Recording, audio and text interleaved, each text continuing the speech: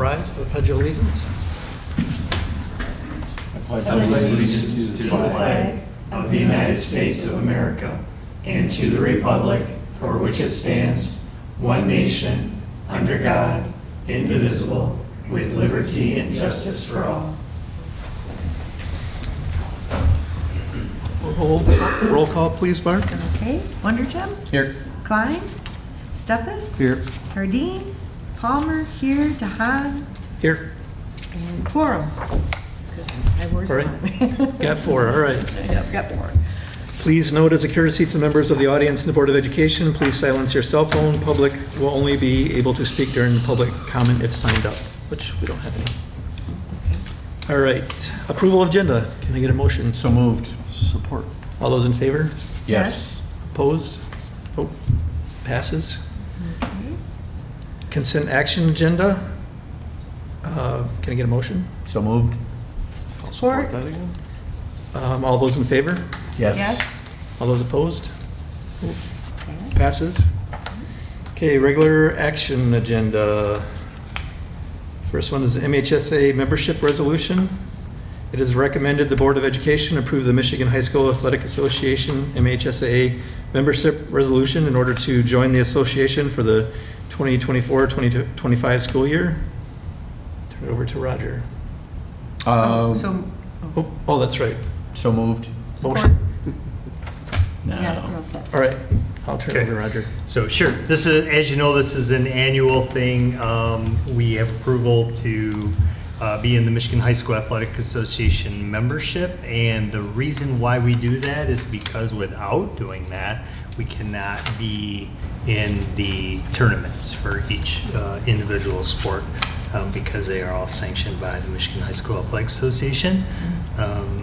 It's very standard. You can see the resolution here. It's really not any different than it's been the last 9 years. So yeah, I recommend that you approve this. Raj, where are we at? I don't recall 6th grade. Yeah, so there is one little piece on there with 6th grade because we have a couple 6th graders that are participating in tennis. Oh, okay. Maybe golf, and it helps numbers and in that situation to have a few more 6th graders in those. We don't have 6th graders obviously in the much more physical sports. Got it. But Okay. tennis and All right. maybe golf. So we add that component on there, and because we now have a 5-6 building, we need to add that on there. Got it. Any other questions? Is there a cost, Raj? Just, I didn't recall the details. Is it minor? I'm assuming? Yeah, it's very minute every year. It really is yeah. Okay. I mean, we have to have some costs for tournaments and so on. They earn their money through tournaments, mainly through the Mm-hmm. tournaments. So, yeah. Thank you.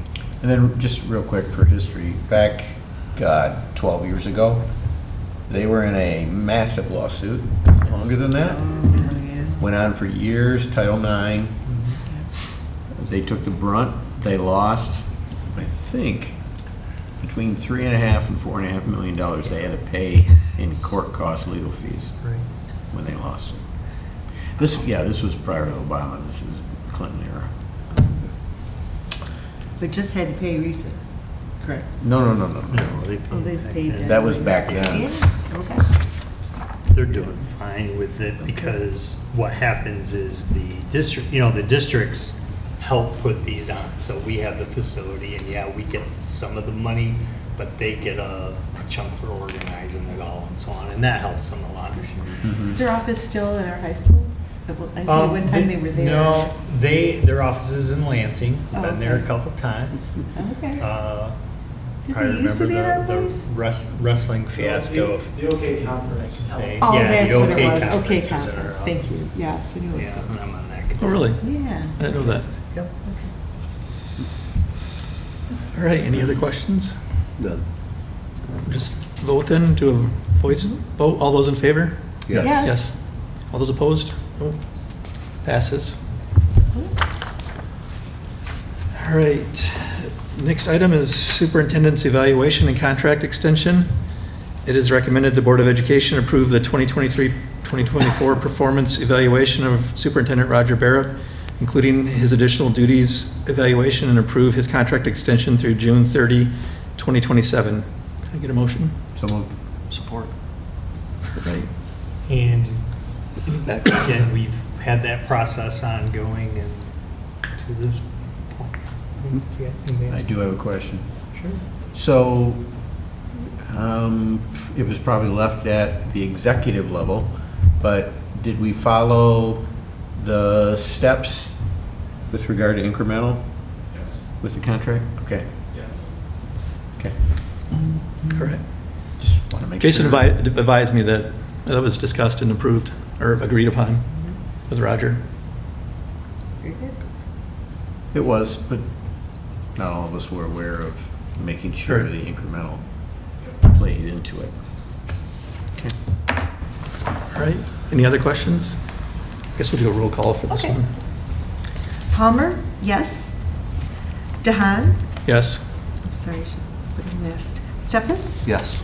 Wonderjum, Yes. Pass. Approved. Yes. Approved. That's a good Congratulations. idea that we do the voice. Yes. Roll Good call. Mhm. All right. Let's see, the next item is Branching Minds Data Platform. It is recommended the Board of Education approve the following proposal for a 3-year site license agreement for the Branching Minds MTSS Data Platform for initial cost of $48,540. Initial cost includes one-time connection, setup fees of $1,600, and a KISD consortium discount. This proposal is mainly funded $41,855 through a state grant 97J, specifically for early warning system data platforms. Can I get a motion? So moved. Support. All right, Andrew. And Dr. Merkel and Mr. Glarm are here. Thank you. Give you a little information on them. So you talk about fitting certain funds into certain boxes. 97J is one of those. This is something that we had looked at earlier in the year, started exploring, and probably would not be pursuing without those grant funds. So we applied for those grant funds. We were funded at about 70%. The rest of the cost will fit into our Title IV grant approved, so all fully grant funded. But as you know, we have a very robust MTSS system. It's something we're very proud of. We've been invited to present not only statewide on our system, but nationally. We've had visitors come in and look at our systems, not only from the county, from the state, but even from out of state, multiple times.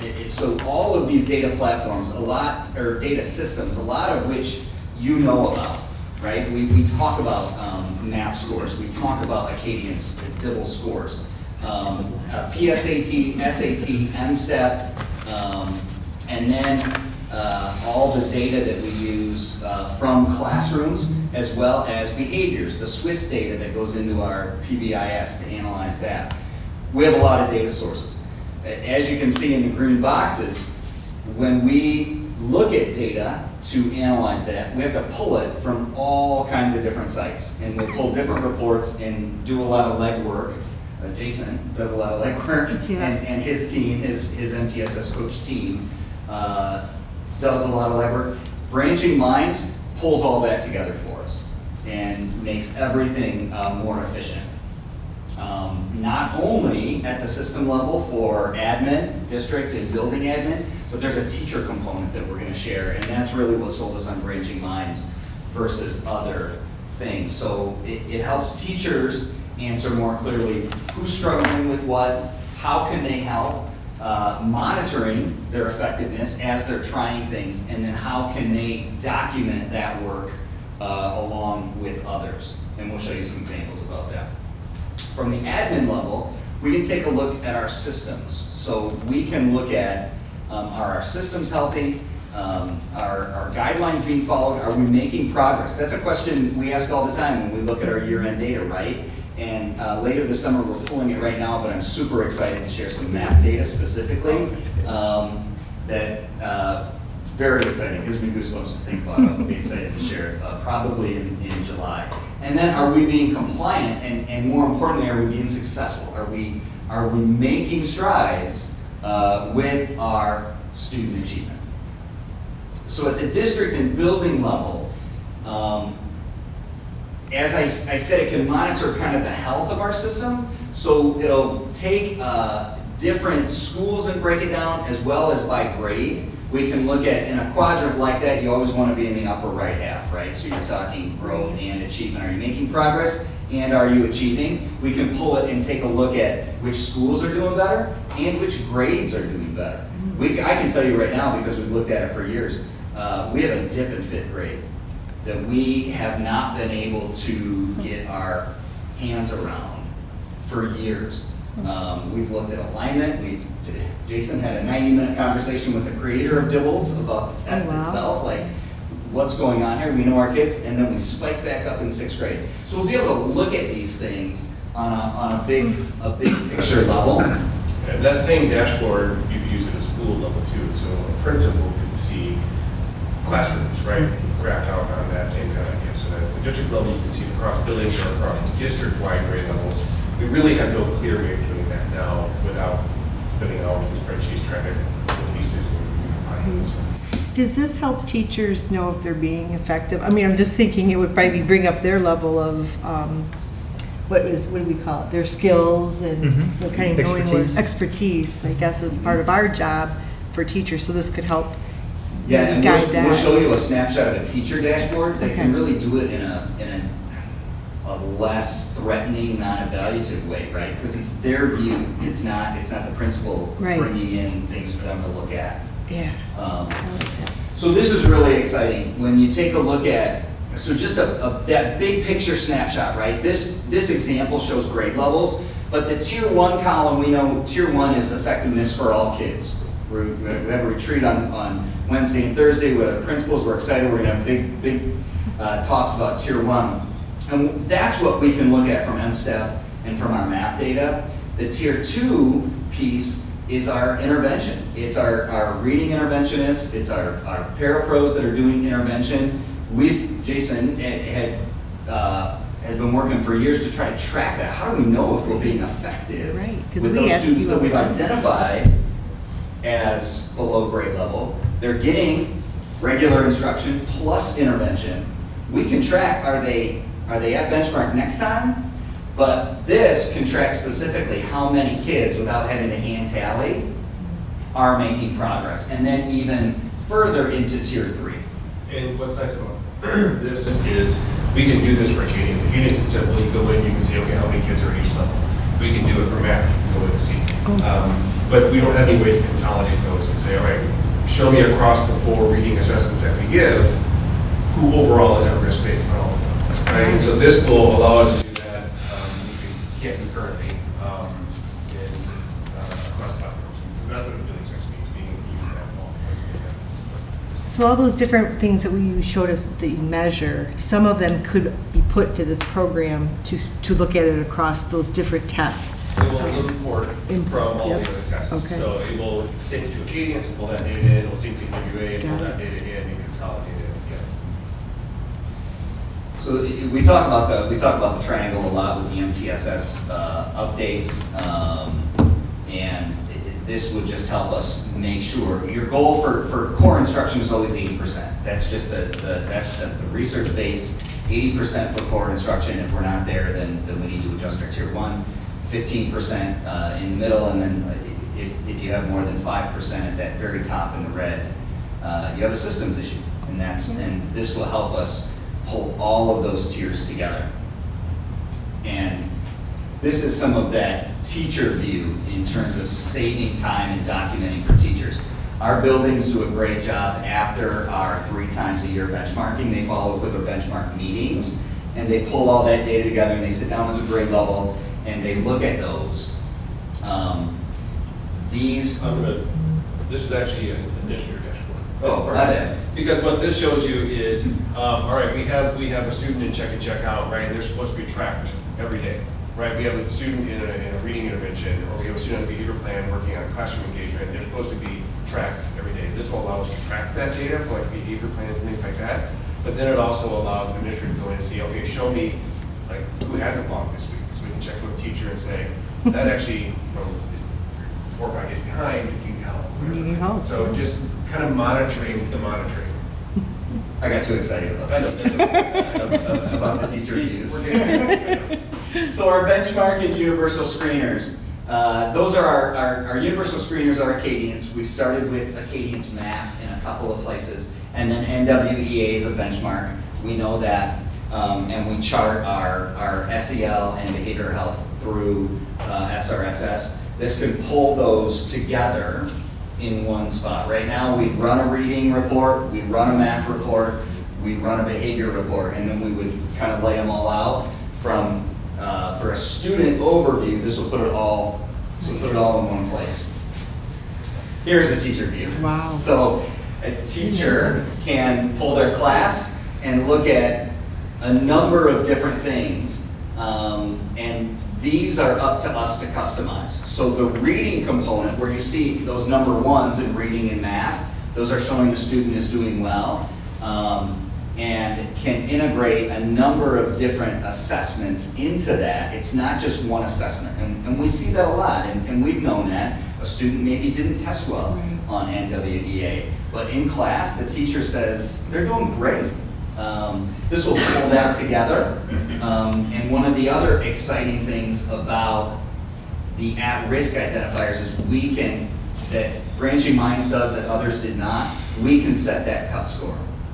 So when we look at what we want at-risk to be, we can raise the bar, we can adjust the bar, and set that for students. So.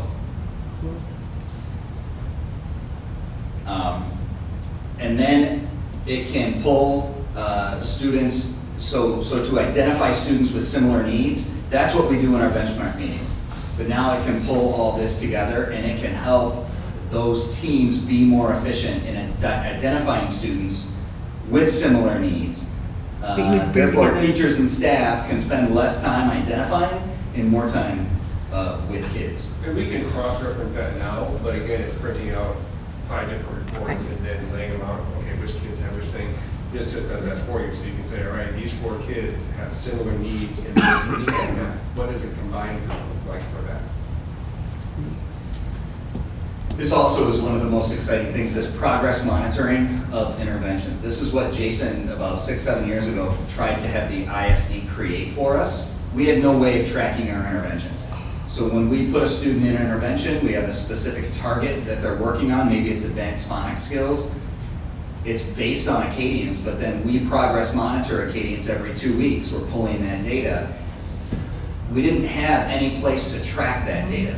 So we worked with the ISD to build something, and it was okay. Yeah, so it was a good effort. We have this for Acadians, but if you're using something that is not exactly aligned to what the Acadian skill is, or if you're using a different screener, or if you're using a social emotional small group component, there was no clear way to actually graph data for that other than just a hand. And this can show individual student progress in intervention. It can also show your intervention group.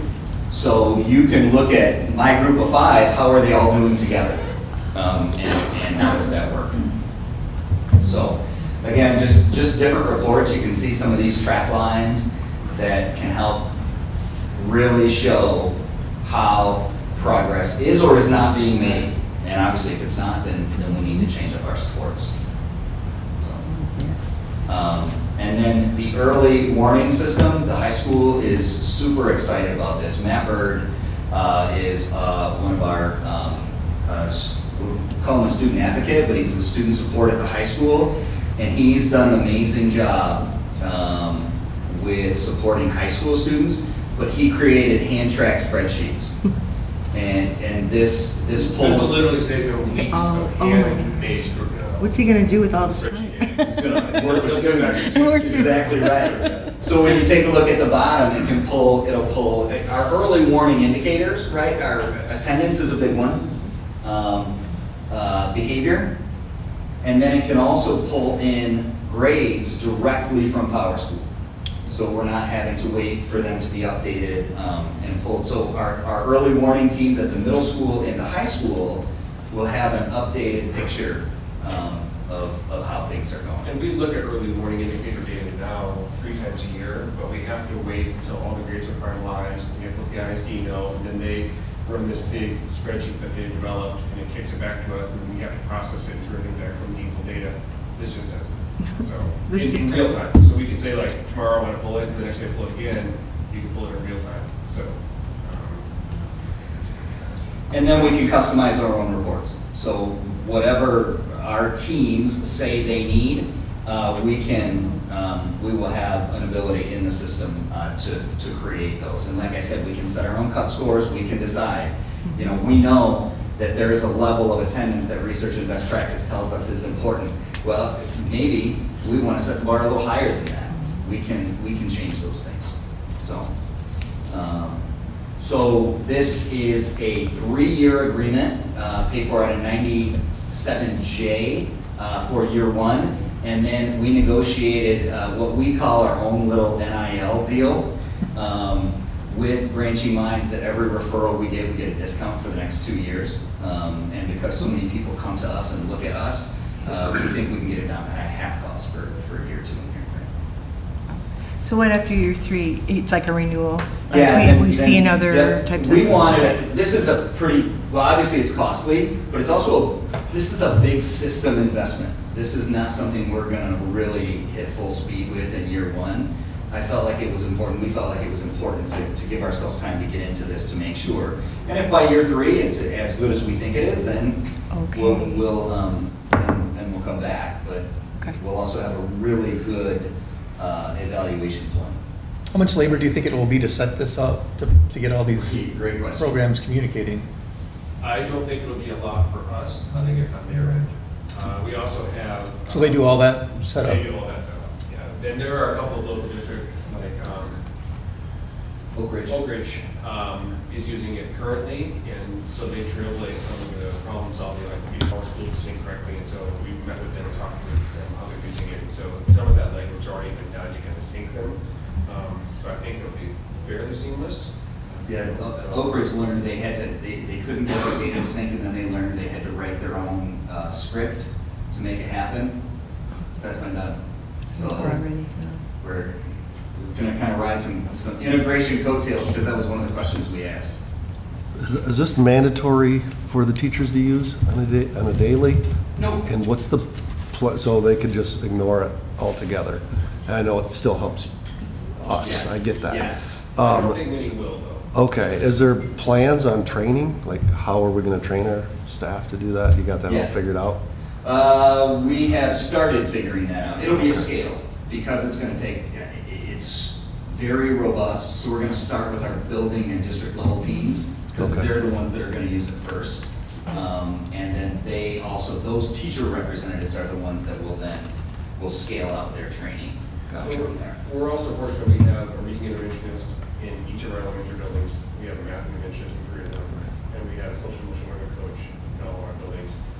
We'll train them, and they're already doing a lot of work to support our MTSS model and helping train and push things out. And so we'll be kind of a train the trainers model. They'll be in the building and be able to help support that. Okay. And the teachers, I mean, they're on their computers just waiting for the data to come in when kids are being assessed, because they're so anxious to see it. So they're gonna love this, and they'll be invested in wanting to jump in with it. Is there a way to capture that data?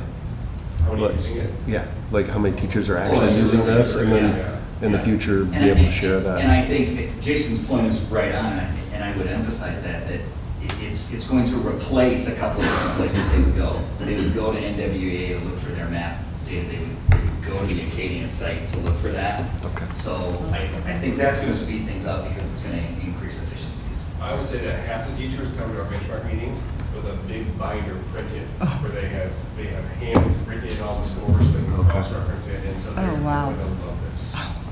Okay. Yeah, I would think teachers would use this. And I hope if they don't, maybe that there's some, follow-up, just say, maybe we can help you a little more, or, because sometimes it's the technology that can be intimidating, or.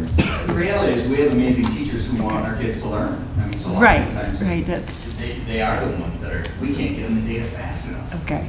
Oak Ridge said that it was, when they were looking at different ones, this was the teachers actually wanted this. Then we did look at least half a dozen others. There are tons of these out there. Are there? All the time about them. And kind of weighing strengths and weaknesses. This wasn't the cheapest, but the cheapest one was super complex. We had all these little tags to tag the students, and there's no way the teachers were going to use it. I mean, I could see that from 10 minutes of the presentation. I texted Scott and said, no. It's too complicated. They'll never use it. This with the kind of graphic representation that just lays it out a very simple one page for them is going to be, It just seems like that would be something they would check a lot, as they're maybe preparing for their week, even just to use it as a way of knowing what they're going to focus on or try to bring. I love it. Has this company been around for a while? Sounds like Oak Ridge must be the main one that uses it around here. Yes, not in Michigan.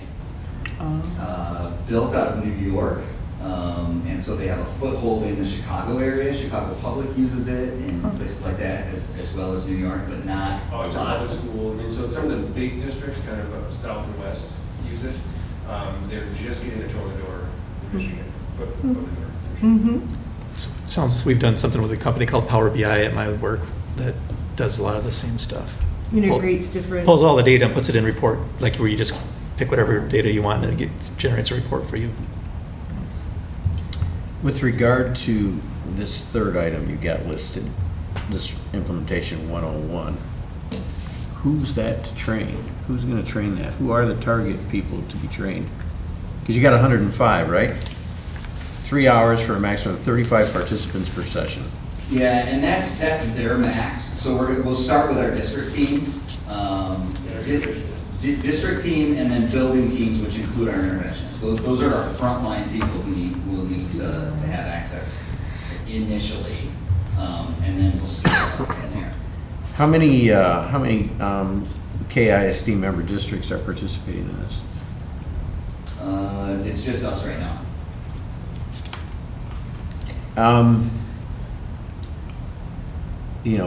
We spent, or the ISD spent, but I know we paid part of that for this huge database. And my question is, why wouldn't the ISD take the brunt of this and then pay us a membership fee? Or we pay them a membership fee instead of us taking the brunt of it? Because you know what, Scott? Bless your heart thinking you're going to get a discount of half and 2 and 3, because until those referrals come in, you're not going to get that. They're going to go, oh, nice try. We'll give you $500, right? But to me, I would think the ISD has the power here. They have the power of the purse. Why wouldn't we try and work with them to negotiate them driving this and let us benefit from it, especially if we're national leaders in it? Do you understand where I'm taking this? I do. And we had that meeting with the ISD. And I think and I can only infer the usage isn't on their end. Well, the database isn't either. I mean, it's being fed by all the member districts. You mean their data warehouse? Yeah. Yes. But they're not the end user. So they're not that interested in, as much as they claim to be a service organization, in this case, they're not the end user. And I understand that, but they're still going to get benefit from it because they're going to be able to manage or view our data. So I would say part of the reason is that other districts have already started using it, invested in other systems, and they're not going to get themselves. the other thing that you've got on the justification on this in the background is the third grade reading requirement. I thought that was rescinded. Parts of it were rescinded. So the third grade. We no longer hold them. We do not. We don't retain them. The retention component of the third grade reading law was removed, but the third grade reading law still stands with specific requirements. So we're still required to assess all of our third graders, which we do. We're We're required to notify parents of anybody who's below grade level, which we do, and we're required to write an individualized reading plan, the IRP, which we do. But we don't hold them anymore. No. Because wasn't that part of the You mean law? Right. retain We them? had, well, yeah, essentially. Yes. You gotta keep them at that level. Yes. They can still move on. But that piece was taken out of the law. Okay, I thought they got rid of the law. I think, for me, what I would love to see is try to get up to speed as fast as you possibly can. And mid-year, give me a 10-minute overview on how powerful it is. Yeah. If you gotta go 15, I'll give you 15. But don't go more than 15, because then you'll get the other side of it. We share the MTSS update. It'll be fully integrated into that. Absolutely. We'll be excited to do that. I'm curious on this company, how skilled they are at the integration of pulling everything together, because When you look at all those databases, our company is struggling with lots of companies that are promised stuff and aren't delivering on the software side right now. Have they seen all of our databases, Yes. right, or what, everything we're collecting? And they had Okay. to give us a I guess proposal. to give a proposal. Yeah. Okay. Okay, thank you. All right. Yeah. Any other questions? Great question. All right, thank you. Yeah. Want to do roll call? Sure. Wondergem, Yes. Palmer, yes. Steppes? Yes. Dahan? Yes. Motion passed. Motion passes. Congratulations. And that's funded out of the grant. 9J. Good. 97J. 97J. Good. All right, thank you. Yeah. I'm up. He's still up. So I'm just gonna stand here. Next item, Odysseyware Online Course Platform Renewal. It's recommended that the Board of Education approve the following proposal for a 3-year site license renewal of the Odysseyware Online Course Platform from Imagine Learning for a total of $79,200. This license provides unlimited student access to their grades 6 through 12 course catalog. Can I get a motion? Yeah, I'll make a motion. I'll support. All right, Can't wait for the discussion on this one either. turn it to Roger, and then we'll turn it to Scott. All right. Thank you. We've been using Odysseyware online for nearly 10 years. Started as Ingenuity. 2 years ago, we looked at changing to something called Apex. Odysseyware really fits our needs. We use it for a couple of different things, included in the background there. The main thing is we use it for credit recovery. We were able to lean on it for virtual learning. When COVID hit, we do still have a small percentage of students that utilize it for virtual learning, and some randomized classes. If a student, what's called SSTP, seat time waivers, that became popular about 10 years ago, we might use it for a class here or there. But mainly credit recovery, and then credit recovery in the summer, we have just about 200 students that utilize that annually, and this license gives access to the full course catalog that we utilize for that. We are asking for a 3-year license because it saves us $9,000 over the course of 3 years. In talking with Adam and his team at the high school, the way credit recovery is, they were very confident that we would utilize this for the benefit of our students easily for the 3 years. This is paid for out of 31A. That's why it says here, I've been waiting. Funding source not Yeah, applicable. Sorry, as those words are coming out of my mouth. Yep, my mistake on that. Funded out of 31A, we're able to utilize at-risk funding to pay for this because our main source is for at-risk students and credit recovery. Oh, I forgot to mention, I know it's in the packet, but we also use this for pathways. All of our pathway students utilize these courses, which allow us to support with the number of staff there. Do you ever do an assessment with Pathway student to see what they're learning? Population? Assessment. Pardon? So they take all the state assessments I understand that. that are required. I understand that. I mean, with everything else that we're doing, especially with the previous software, you would think, Mhm. I mean, they're in Pathways, they're in that special building, they're in that special area. I'd like to know if they're learning. Do they do Would you not be on MTSS that? there in Pathways? I'm sorry? Do they use MTSS in the Pathways Yep. program? So that. Yeah, and it's just different because they've already been identified. Right. Right, I know, Early but they're warning, special, and right? It's, Their it's, path is different than everybody Right. else's. it's already tier 3. They're already getting tier 3 academic and social emotional support. Yeah, I mean, I just want to see how they're doing from a report perspective.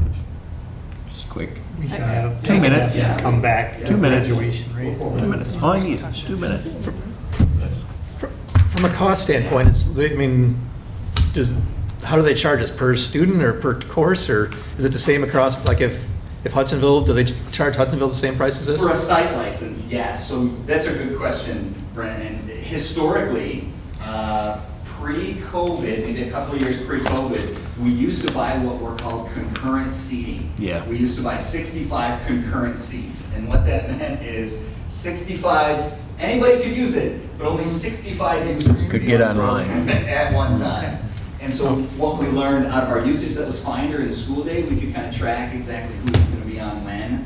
But with the expansion of virtual learning, and I'll start with 21F, right? Remember, we were required to, everybody had to have a certain, it just wasn't applicable anymore. So it's a site license by school size.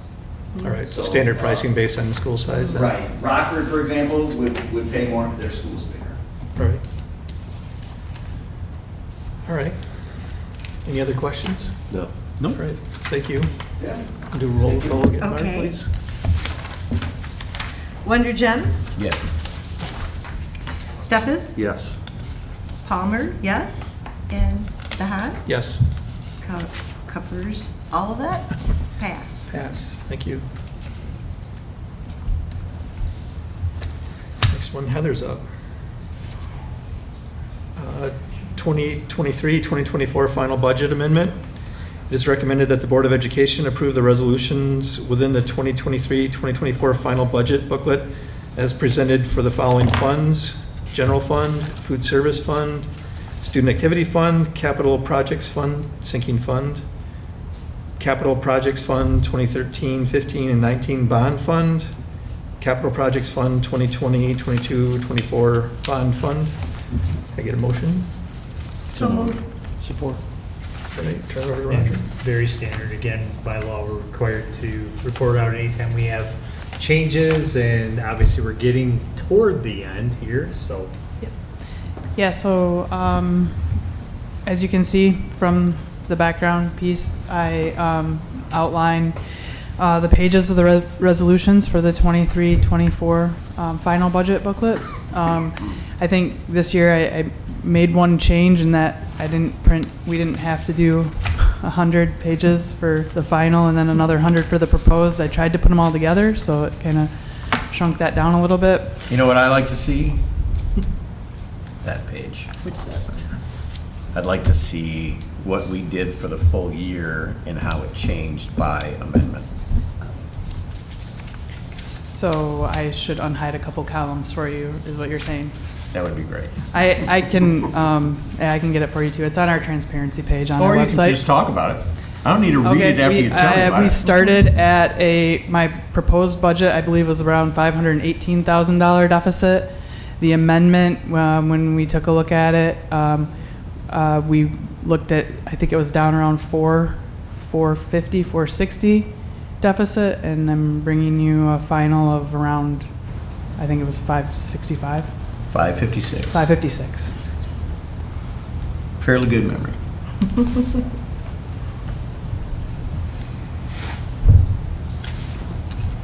All right. Does anybody have any questions?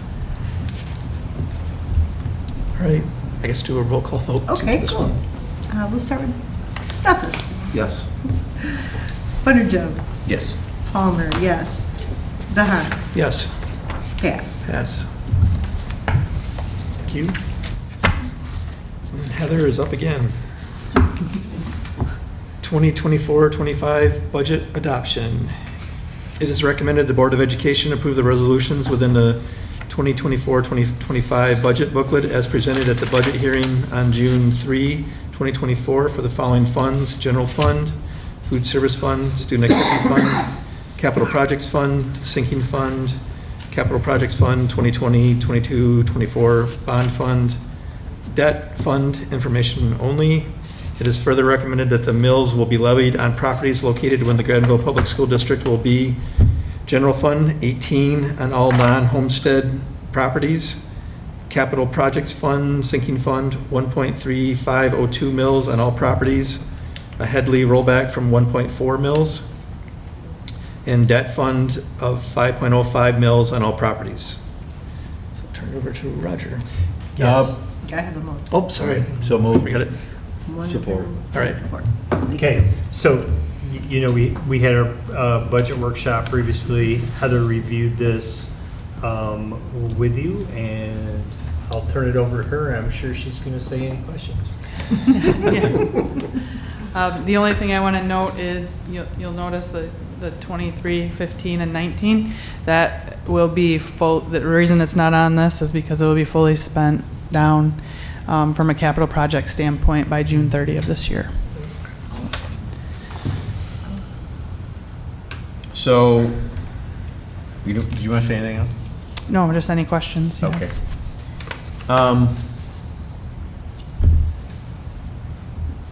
If you recall, back in February, there was a document that we received from Dan Beam with regard to the governor's wishes and her programs.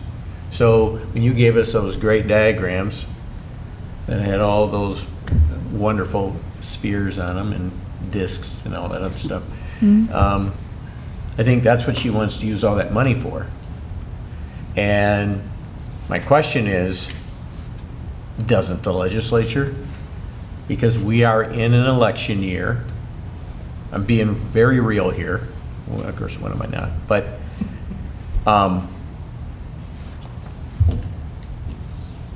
I think there's a chance of the Wizard of Oz here where they're going to try and play with something that could be detrimental to most public schools in order to get a political win. And, you know, I know Raj thinks there's a potential 750 coming. I said 7. Sorry, 7. You can correct me all you want.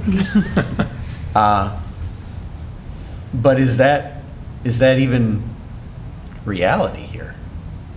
I mean, do we actually think that we're going to get more money with all of these special projects that the governor potentially can control because the legislature is of the same political slant? I would, okay. I don't care who answers. Want me to go first? Sure, go ahead. So I'll flip that a little bit. Do you think the legislation and the governor want to go into an election with massive layoffs in schools going into that election? When, in my opinion, this governor was elected by a teachers union in a lot of ways. So to go and do something that would eliminate people from the very people who I believe supported her, I think would be a big mistake. The revenue consensus showed that the general fund revenues are up, so they should use that money to do some of those Wizard of Oz things that you talked about, and leave the school aid fund alone. And that's been our message to them. Will they do that? We're gonna find out. I think we've exhausted trying to make sure they understand, like the layout that Heather showed helped them understand what that is. every educational entity has signed on to that letter saying, do not raid this fund. And I think it'll be very detrimental to them if they take that money and do what has been planned there. So they get in a room, they figure out a budget, and we don't know. Of course, we saw, we're estimating a $250 increase. With that, it'd be a $700 increase, which is a very different budget than what we presented tonight. And, only time's gonna tell, because unfortunately, our budget has to be in now, their budget has to be in later. And we're not going to say, oh, everything's gonna be fine and it's gonna be here. And then, when we know there is a chance it won't be. I would say if it's not there, then we come back and have conversation. What does that mean if that funding is not there? What is the date for that? Do you know? Do they have to set a date for the? Nope. No, it could be October 1st. Yep. But they typically, during an election year, want to get out of Lansing because they need to campaign. So they're saying it should be soon. I would anticipate it'll be soon because I think both sides want to get that done and get out of Lansing. Or Mackinac Island, whichever one you want to mention there. So, I think we're constantly reviewing. I can tell you this budget, and are we happy? You asked, are we, no, we're not. Not comfortable. We're not, we're comfortable where we're at, knowing that we don't have to lay people off with it. This is, to us, the worst case scenario. Believe it's gonna be better. But if it's not, we're at an 8% fund balance. And, I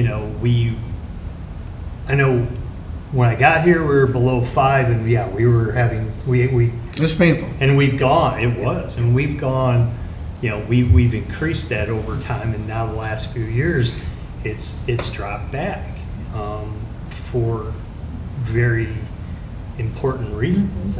Our kids have needed help.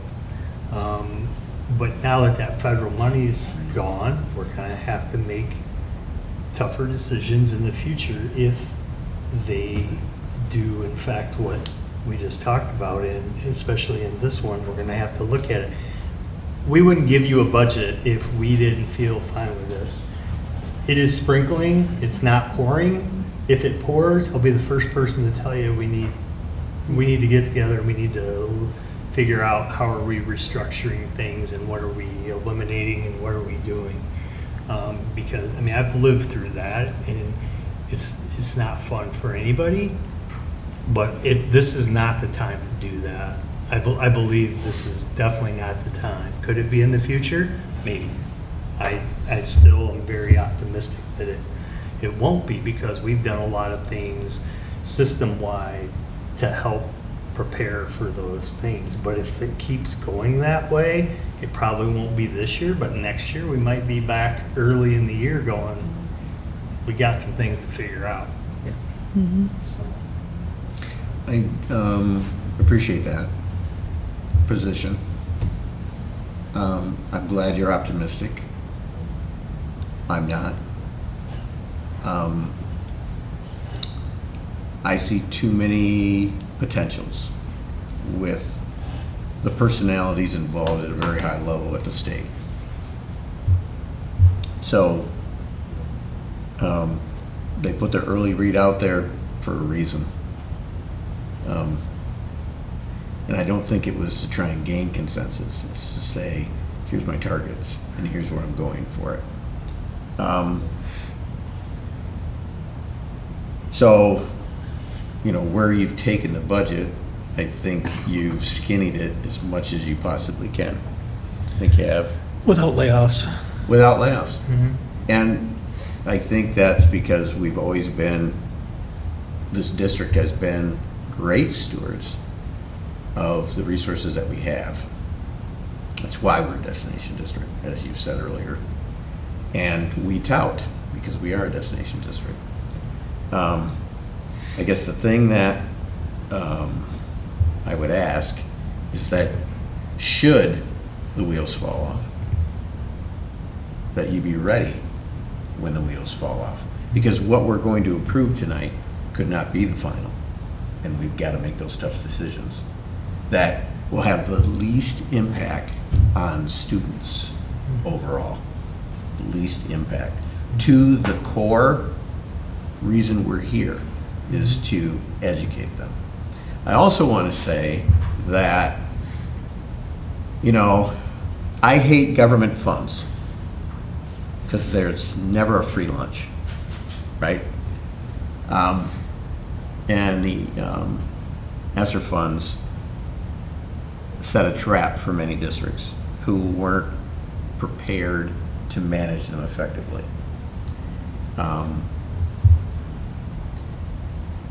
And I've been through this 2 times, and I see a 3rd time coming.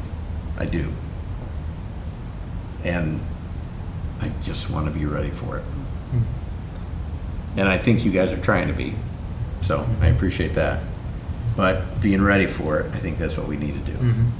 So how do you get ready for it? I mean, are you talking like letting teachers know that the budget is? Okay. No, you're looking at those areas that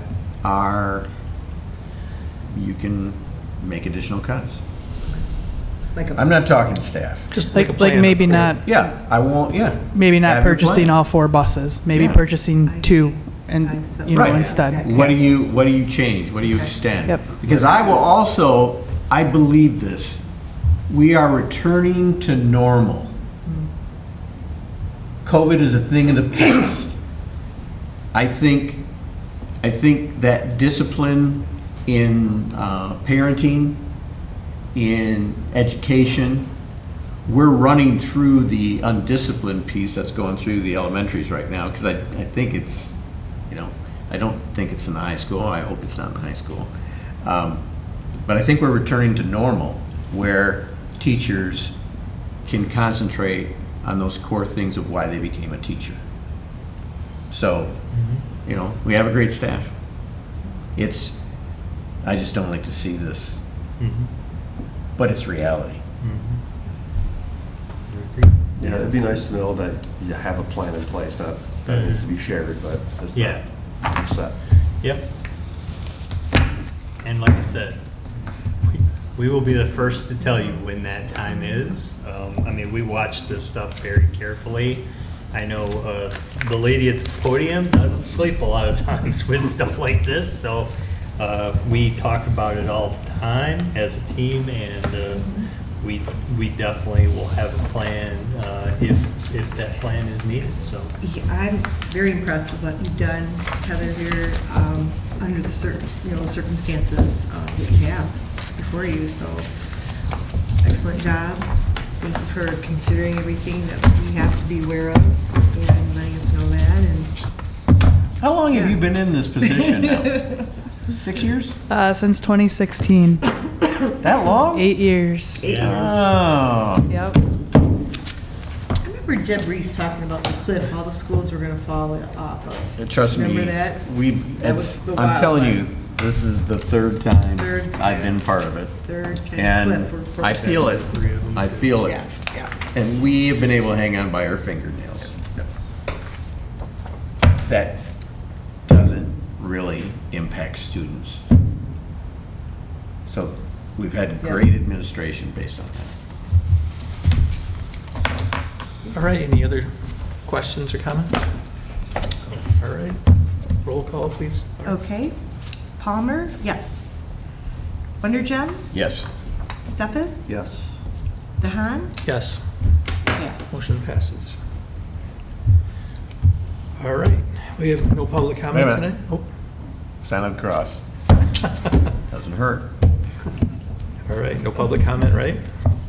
All right, the next regular meeting of the Grandville Board of Education will be Monday, June 17, 2024, in the Administration Building.